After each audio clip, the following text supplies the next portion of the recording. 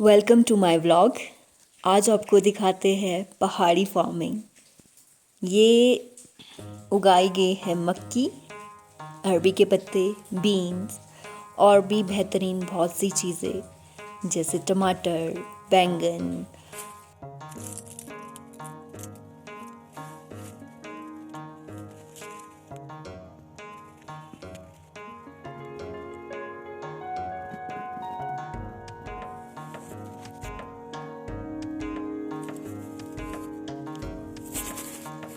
छोटू सी मक्की,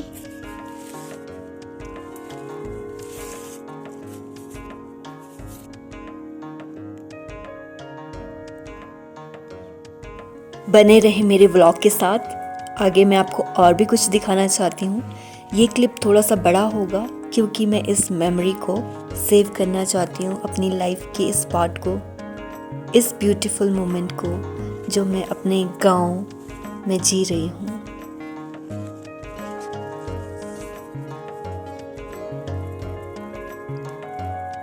गांव की खूबसूरत वादियाँ, सुंदर नज़ारे और हवाएं मन को अंदर से इतना शांत कर देती है जैसे मानो जिंदगी भर की परेशानियां, थकावट एक पल में ही दूर हो गई हो।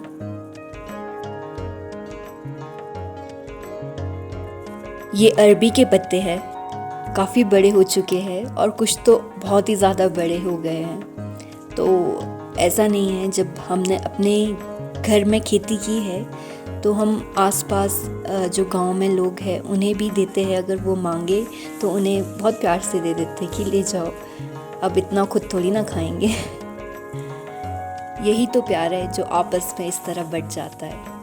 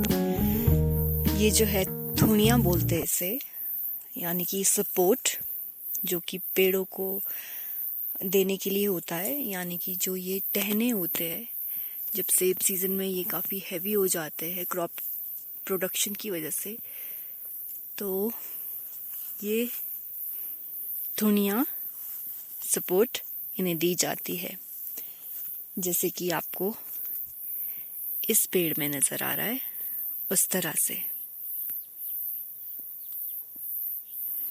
ताकि टहना भारी होने की वजह से टूटे ना। सो ये काम है इन धुनियों का।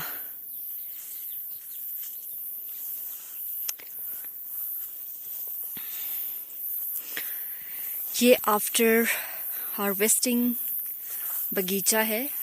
देखो खाली खाली सुना सुना सा अब ये पत्ते थोड़े खराब होने लगे हैं। वैसे इस बार बहुत बुरा हाल था पत्तों का, माइट पता नहीं किस तरह से फर्टिलाइजेशन अच्छी नहीं हुई या फिर कोई ऐसी स्प्रे जो कि होनी चाहिए थी बट नहीं की, उस वजह से।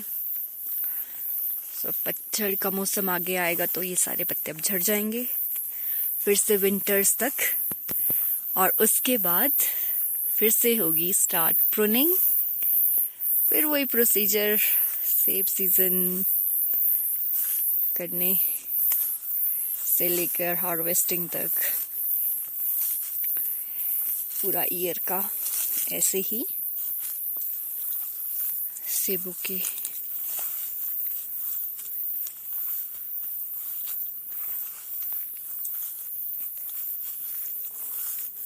टोमेटोज भी लगाए हैं, काफ़ी ज़्यादा हो चुके हैं।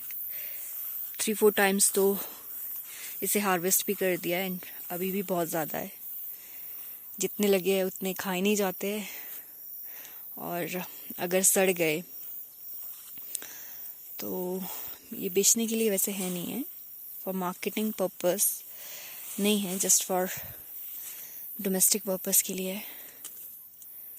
सी मम्मा एंड मेरे भाई ने मिलकर ये लगाए थे, पापा ने। सब कितने बड़े हो गए इसकी प्लांटेशन, मतलब ऐसी होती है, सपोर्ट होता है इसमें, इसकी बेल ऊपर जाते हुए।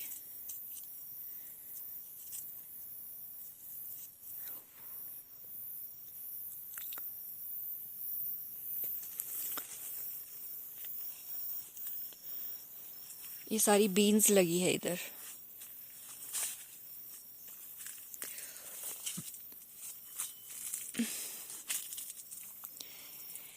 और ये है ब्रिंजल्स। वैसे मैं कम खाती हूँ बट इसका बैंगन का भरता बहुत अच्छा लगता है मुझे खाने के लिए।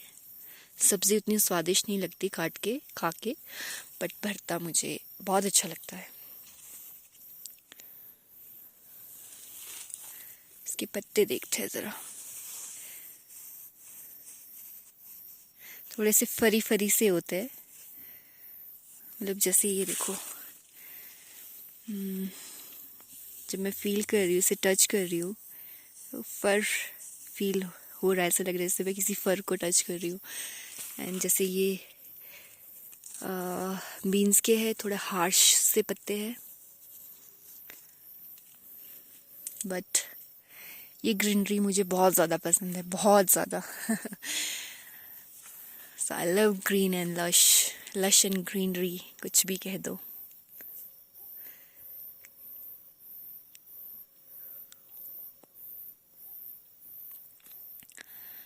ये घर के साथ वाला सीधा खेत है जो बिल्कुल घर के नज़दीक ही है।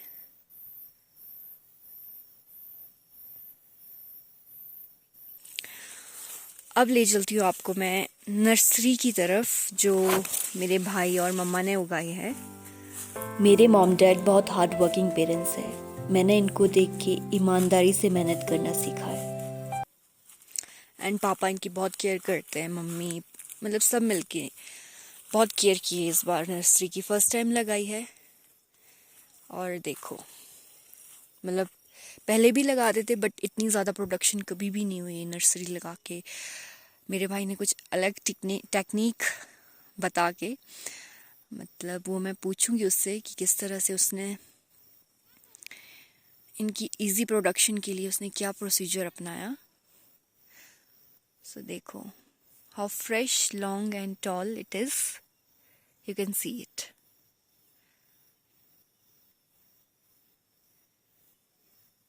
यही एप्पल नर्सरी से हम पेड़ उगा सकते हैं, और इसमें फिर आप ग्राफ्टिंग कर सकते हो किसी भी एप्पल वैरायटी की। सो नीचे भी लगी है, निचले खेत में। ये जो आपको पत्तेदार दिख रहा है ना, ये बंजीरी है। इसका बेड़न बना के हम सिड्डू भी बनाते हैं। I hope you have heard about बंजीरी। दाना टाइप होता है, ब्लैक कलर का ही, और यहाँ पे भी ये नर्सरी ही है। काफ़ी फ्रेश एंड फ्लोरिश्ड लग रही है इस वक्त ये।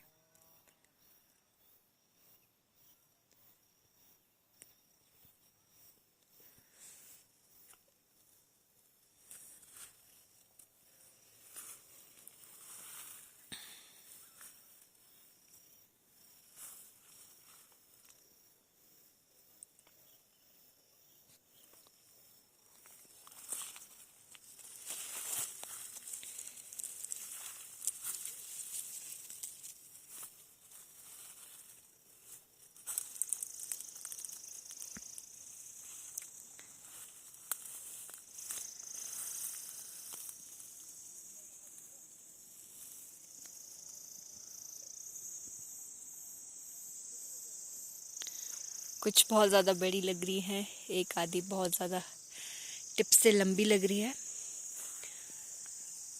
बट ओवरऑल ग्रोथ में कहूँ अगर इन नर्सरी की तो काफ़ी अच्छी है। कम से कम 2,500-3 हज़ार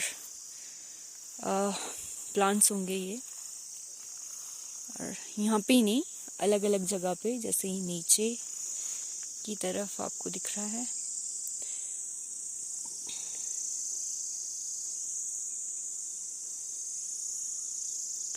और एक और खेत है, बट वो ऊपरली साइड है,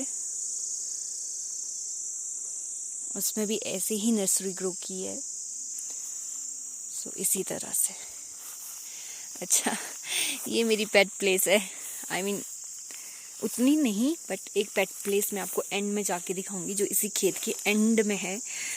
और ये टैंक है बहुत पुराना, इसमें ब्लू कलर का पेंट किया है। यहाँ से ये नज़ारा,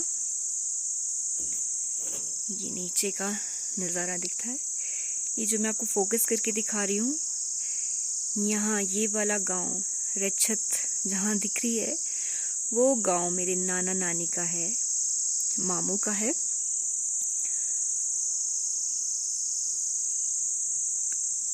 काफ़ी नज़दीक ही है, मतलब आधे घंटे में भी पैदल पहुंच जाते हैं, और 5 मिनट में इस गाड़ी का रास्ता है।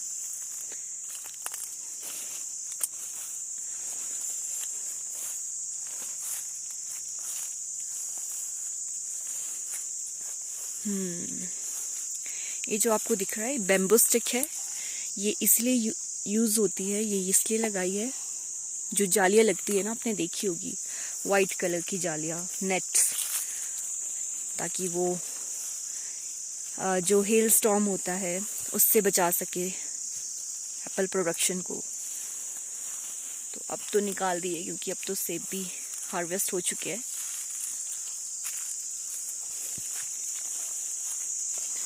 थोड़ी थोड़ी बारिश होने लगी है।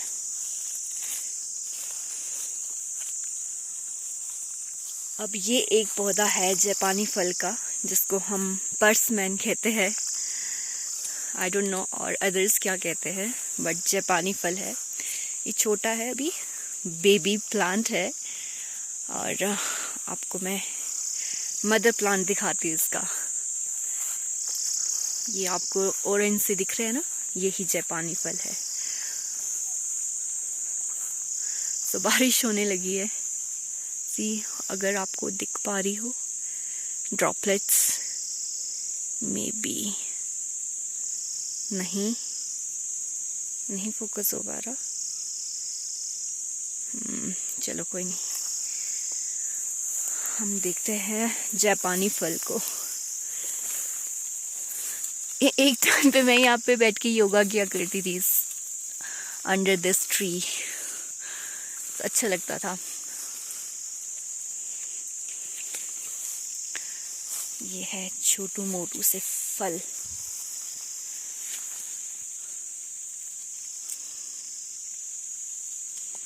काफ़ी अच्छा फ्रूट है ये सैलेड फ्रूट है एक्चुअली। एक दूसरा होता है, पक जाता है काफ़ी जल्दी, मीठा होता है खाने को।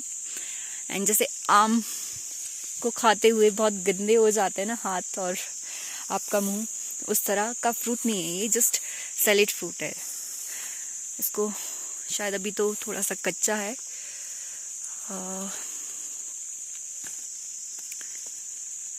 तो देखते हैं, हफ्ते के बाद थोड़े पक जाएंगे तो खा लेंगे। सो ये टाइम है सितंबर का, और सितंबर में देखो ये ग्रो होते हैं। After harvest of the apples, इनकी हार्वेस्टिंग अब शुरू होने वाली है। मतलब एक ही पेड़ है, खाने लायक है, अपने गुजारे लायक है।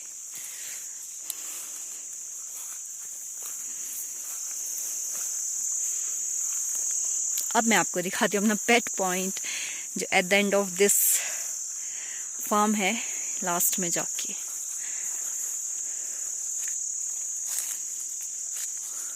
वहाँ पे मैं जब लॉकडाउन पीरियड था उस वक्त डेली आती थी, सुबह के 4:15 मतलब 5 बजे के करीब तक पहुँच जाती थी यहाँ पे, विदाउट माय फ़ोन को मैं अपने घर पे ही रखे, ताकि मैं इस नेचर की ब्यूटी को महसूस कर सकूं बिना किसी टेक्नोलॉजी के, मतलब बिना किसी डिजिटल सपोर्ट के। अब क्योंकि फ़ोन के बिना तो अब ज़िंदगी नहीं है, और फ़ोन होना ना होना मतलब ऐसा लगता है जैसे पता नहीं ज़िंदगी ख़त्म होगी।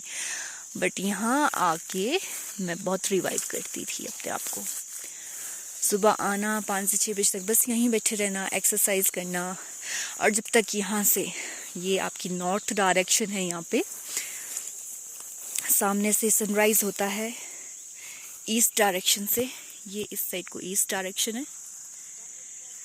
सनराइज यहाँ से ही होता हुआ मैं हर रोज़ देखती थी, और जब तक सनराइज़ नहीं होता था 6 सवा 6 बजे के करीब तक, तब तक मैं यहाँ से हिलती नहीं थी। मतलब मेडिटेशन करना, एक्सरसाइज करना, और बिल्कुल अच्छा पीसफुल फील होता था अंदर अंदर से। काफ़ी अच्छा टाइम होता है जब भी गांव में आना होता है। विलेज लाइफ की इम्पोर्टेंस तभी पता लगती है जब आप कहीं बाहर होते हो ना घर से, तो ही अपने घर की इम्पोर्टेंस पता लगती है। वैसे मुझे तो पहले से ही अच्छा लगता है गांव में रहना या गांव आना। सो इम्पोर्टेंस का तो मुझे बहुत अच्छे से पता है, तभी तो मैं इन मेमोरीज़ को सेव करना चाहती हूँ लाइफ में। कब कहाँ किस मोड़ पे कहाँ जाना पड़े, डोंट नो, क्योंकि कंपटीशन ही बहुत ज़्यादा है लाइफ का। तो जॉब पर्पस के लिए, प्रोफेशनल लाइफ के लिए आपको कहीं भी जाना पड़ सकता है। तो इसलिए छोटी छोटी क्लिपिंग्स, छोटे छोटे व्लॉग्स बना के मैं इन मेमोरीज़ को क्रिएट कर रही हूँ, ताकि मैं लाइफ को मिस ना कर सकूँ। जब भी मुझे कभी याद आए तो मैं इन व्लॉग्स को देख के दोबारा से अपने आप को रिवाइव कर सकूँ। यही पर्पज़ है मेरे व्लॉग्स का। कभी सोचा नहीं था कि व्लॉगिंग करूँगी किसी वक्त, एंड बट मुझे लगा कि करनी चाहिए। जो कई बार वीडियोस फोटोज़ डिलीट हो जाती है, at least there is YouTube to save these all memories of life.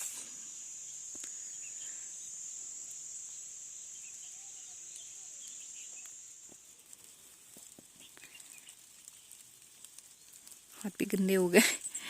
क्या लगा दिया हाथ में? बारिश हो गई, अब मैं कहाँ जाऊँ? ओ गॉड, होप सो आपको दिख रहा है बारिश का नज़ारा। बिल्कुल भी नहीं।